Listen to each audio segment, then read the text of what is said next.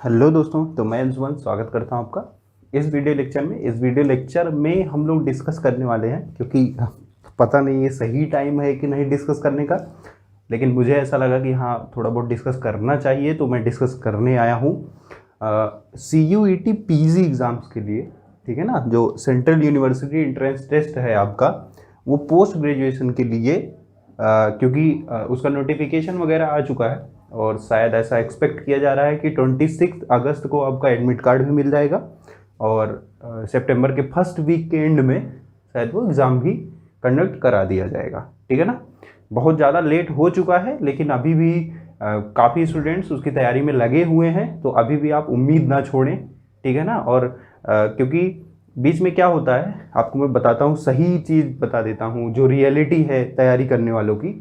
Most of the students के साथ ऐसा होता होगा, क्योंकि पहले ऐसा होता था कि CUET का एग्ज़ाम अप्रैल मई जून तक तो हो ही जाता था। ठीक है ना, जुलाई वगैरह में एडमिशन हो जाते थे और अगस्त से आपकी क्लासेस शुरू हो जाती थी।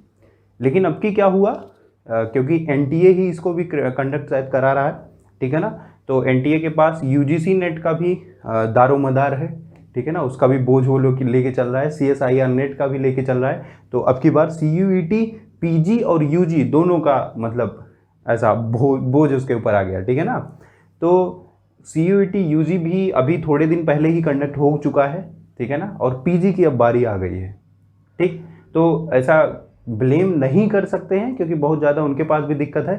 और जैसे हमें तो ये वैसे जज तो हम तुरंत कर सकते हैं कि यार क्या ही कर रहे हैं वो लोग, क्यों नहीं करा सकते। लेकिन इंडिया में बहुत ऐसे सारे एग्ज़ाम्स हैं अपनी स्ट्रीम को छोड़ के, और स्ट्रीम को भी अगर आप देखोगे तो सारी जो है NTA ही कराती है, नेशनल टेस्टिंग एजेंसी। ठीक है ना, तो वहाँ से पेपर बनाना, फिर उसको शेड्यूल करना, फिर सबको अलग अलग जो जिसने जहाँ से फॉर्म भरा है वहाँ पे उसको टेस्ट सेंटर्स वगैरह देना, तो बहुत सारे काम होते हैं। ठीक है ना, तो उससे आपका नुकसान नहीं है। ठीक है ना, अगर आप तैयारी कर रहे थे तो आपको बेसिकली ज़्यादा टाइम मिल गया है। ठीक है, अभी होता क्या है कि जो हम लोग एक्सपेक्ट कर रहे थे कि अप्रैल या मई में पेपर हो जाएगा, अब वो 2-3 महीने आगे खिसक गया। ठीक है ना, तो 2-3 महीने जो खिसका उसमें क्या हुआ तुमको बता रहा हूँ मैं, असलियत है ये। जिन्होंने तैयारी करनी नहीं छोड़ी है CUET की, उनके लिए बहुत गोल्डन अपॉर्चुनिटी है। ठीक है ना, तो 2-3 महीने जब बीते तो लोगों ने ये सोचा, ठीक है, कि अभी तक तो हमने मई जून तक तो तैयारी कर ही ली थी, क्योंकि हाइप था कि CUET PG होगा, CUET PG होगा। ठीक है ना, लेकिन हो नहीं रहा था, तो क्या कर रहे थे ना, धीरे धीरे उनकी उम्मीदें टूट जा रही थी। ठीक, तो उनका ये करना था कि एक बार लोगों ने प्रीवियस ईयर क्वेश्चन भी कर लिया, टेस्ट सीरीज वगैरह भी लगा ली, सब कुछ कर लिया, अभी वो नहीं समझ पा रहे हैं कि मुझे करना क्या है। ठीक है ना, तो उन्होंने बीच में 1-2 महीने तैयारी छोड़ दी, या फिर वो किसी और चीज़ की तैयारी में लग गए। या बहुत सारे ऐसे एप्लीकेंट्स थे जिन्होंने कहीं ना कहीं एडमिशन भी ले लिया MSc में। उन्होंने सोचा हमारा होगा क्या, अगर CUET PG कैंसिल कर दिया गया फिर क्या होगा। ठीक है, तो ऐसे बहुत बड़ा अमाउंट ऑफ एप्लीकेंट, ठीक है ना, वो किसी और चीज़ में लग गया है। अभी बचे जो लोग हैं जो कि तैयारी नहीं छोड़े हैं, जो तैयारी अपनी कंटिन्यू रखे हैं, ठीक है, उनके लिए बहुत गोल्डन अपॉर्चुनिटी है कि कम स्कोर करके भी उन्हें बहुत अच्छा रिजल्ट मिल सकता है। ठीक है ना, ये मेरी एक्सपेक्टेशंस हैं, ऐसा है, सही है।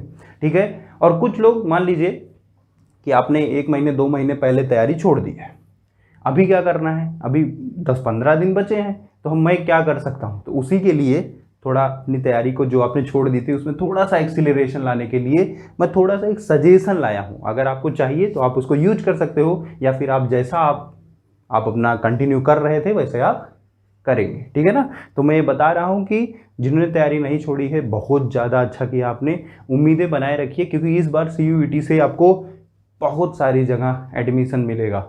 ठीक है ना, ऐसी टॉप यूनिवर्सिटीज़ में मिलेगा जो कि पहले अपना अलग से एग्ज़ाम कराती थी। ठीक है भाई साहब, तो CUET को ऐसा मजाक में नहीं देना है। JNU, BHU, जामिया मिलिया इस्लामिया, ठीक है, इन सब में आपको एडमिशन मिल सकता है इस एक एग्ज़ाम के भरोसे। ठीक है, अच्छी रैंक लाइए, आप खुद चॉइस करेंगे कि आपको कहाँ जाना है।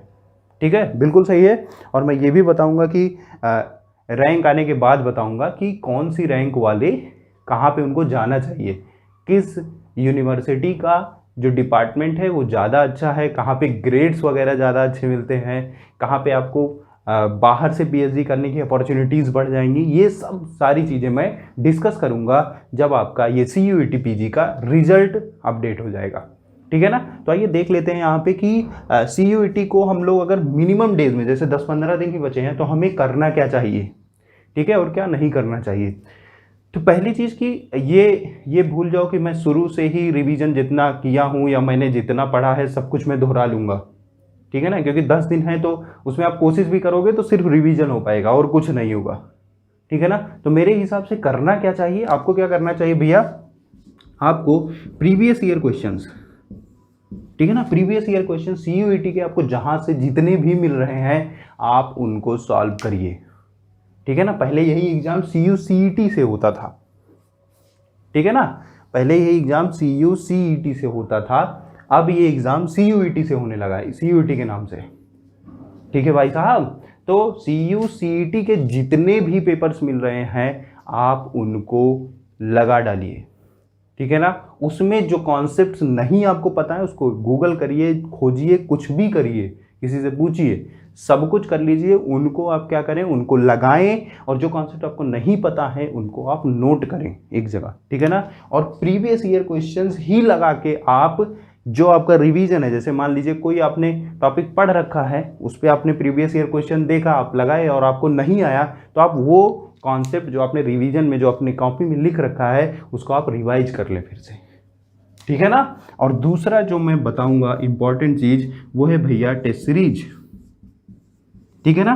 आप टेस्ट सीरीज अगर कोई ऑफर कर रहा है CUET की टेस्ट सीरीज तो आप उसको भी परचेज कर सकते हो, 10-12 टेस्ट सीरीज आप लगा लो, ठीक है ना। उससे आपको आइडिया हो जाएगा कि किस लेवल पे क्वेश्चन आने वाला है और कैसे कैसे क्वेश्चन आने वाले हैं, ठीक है ना। क्योंकि CUET में 2 पार्ट्स होंगे, अब की मैं बता रहा हूँ आपको, इसमें एक पार्ट होगा A, एक पार्ट होगा B। A पार्ट्स में आपके रीजनिंग के क्वेश्चंस होंगे, ऐसा हो सकता है कि इंग्लिश के भी क्वेश्चंस हो, तो मतलब कि बेसिकली A पार्ट जो होगा वो आपका आपके सब्जेक्ट से रिलेटेड नहीं होगा, वो आपका एक मेंटल एबिलिटी टेस्ट टाइप का वो होगा, ठीक है ना, कि आपकी रीजनिंग कितनी अच्छी है, ठीक है। तो एक पार्ट A होगा जिसमें आपका ये सारे सब्जेक्ट्स आपके आएंगे, ठीक। दूसरा B पार्ट होगा जो कि सिर्फ फोकस करेगा आपके मेन सब्जेक्ट पे, ठीक है भाई साहब। तो आप जैसे आपने फिजिक्स ली है तो A पार्ट जो होगा वो लगभग सब में सेम होगा, सभी मतलब उसके लिए, मतलब उसका A पार्ट का जो सिलेबस है वो सभी सब्जेक्ट्स के लिए सेम होगा, लेकिन जो B पार्ट होगा वो डेडिकेटेड होगा आपके सब्जेक्ट के प्रति जिससे आपने फॉर्म फिल किया, ठीक है भाई साहब। तो आपको क्या करना है, टेस्ट सीरीज लेनी है और ऐसी टेस्ट सीरीज लेनी है, ठीक है, जिसमें A पार्ट और B पार्ट दोनों दिया हो। इस सिर्फ A दिया है या सिर्फ B दिया है फिर करने का कोई फायदा नहीं है, ठीक है। और टेस्ट सीरीज में आप क्या करोगे, आप ये जज करोगे कि आपकी स्पीड कितनी है, ठीक है, और आपका एक्यूरेसी लेवल क्या है, उसी से आप ये डिसाइड करोगे कि आपको और कितने कॉन्सेप्ट्स प्रीवियस ईयर क्वेश्चन और टेस्ट सीरीज से क्या करने हैं, रिवाइज करने हैं।